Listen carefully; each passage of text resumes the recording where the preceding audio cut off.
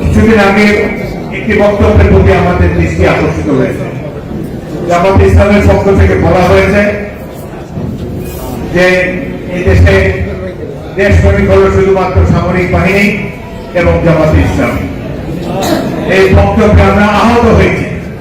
বাংলাদেশ সেনাবাহিনী মুক্তিযুদ্ধে অংশগ্রহণ করেছে। মুক্তিযুদ্ধের মধ্যে দিয়ে গড়ে ওঠা একটি বাহিনী পিপুলস বাহিনী, জনগণের বাহিনী হয়ে 9 মাস যুদ্ধ করে দেশকে স্বাধীন করেছে এবং এই বাহিনী গড়ে তুলেছেন মেজর জিয়াউর রহমানের নেতৃত্বে তৎকালীন ইস্ট বেঙ্গল রেজিমেন্ট এবং ইপিআর এর সৈনিক অফিসাররা।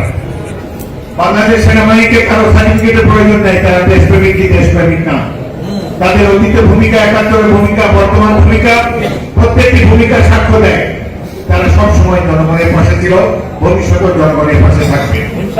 তবে জামাতে ইসলামীর এই বক্তব্যে আমি অবাক হয়েছিলাম। আমরা ভেবেছিলাম এমন একটা সুযোগ এসেছে, এই সুযোগে বোধহয় তারা 71-এর ভূমিকার জন্য জনগণের কাছে ক্ষমা প্রার্থনা করবে।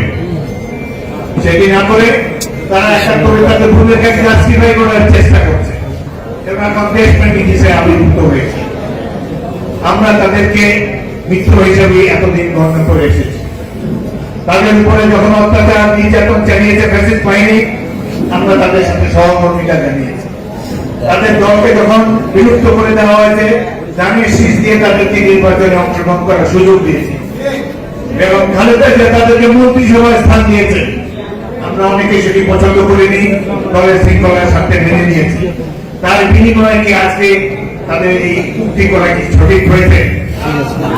আমরা এই ধরনের উক্তি তাদের কাছে আশা করি না। এটি বর্তমানে যে ইস্পাত কঠিন ঐক্য গড়ে উঠেছে রাজনৈতিক দলসমূহের মধ্যে, তাদের মধ্যে ফাটল সৃষ্টি করতে পারে। এই ব্যাপারে তারা ভবিষ্যতে আরো যত্নবান হবে। 1971 ছিল সাধারণ মানুষের যুদ্ধ। এই যুদ্ধের ফলে আমার আগে বক্তারা বলেছেন রাজনৈতিক পতাকা, এই দেশের ভৌগোলিক পরিবর্তন হয়েছে, পতাকা বদল হয়েছে এবং একটি জাতি একবারই স্বাধীন হয়, বারংবার স্বাধীন হবে না। অনুল্লেখযোগ্য করার জন্য কারো কারো ভূমিকা থাকতে পারে।